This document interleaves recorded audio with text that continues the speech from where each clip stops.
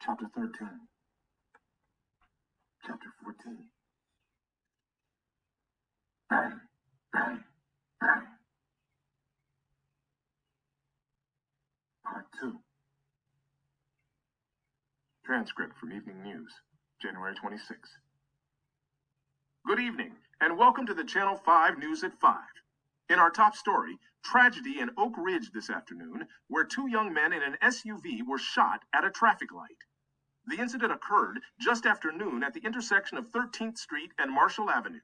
According to the wife of the shooter, who was riding in the passenger seat, there was a brief dispute over loud music before shots were fired from one vehicle into the other.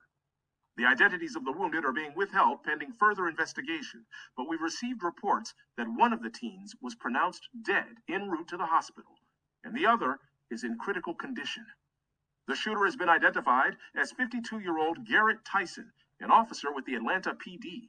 Officer Tyson was not on duty at the time of the shooting and was taken into police custody at the scene. More on this story as it continues to develop. February 1. Dear Martin, he's gone. Never did anything to anyone.